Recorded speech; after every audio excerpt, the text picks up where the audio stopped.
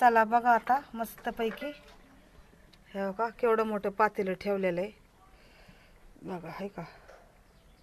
हा चला आता आपलं हे तयार झालेलं आहे. दाखवते तुम्हाला तयार झालेलं.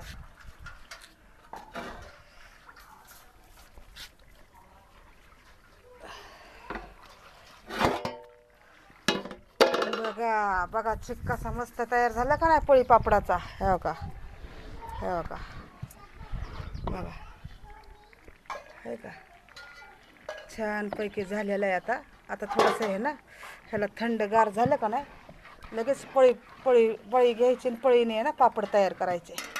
तर आता हे जरा 10-15 मिनटं चुलीवरनं खाली ठेवणार आहे मी आणि मस्त थोडंसं थंड होऊन देणार आहे. तर हे का छान मस्त हे का असं करायचं. अरे ना चिमटा वदी आहे चम्मच. हो का असं पडलं पाहिजे. हो का असं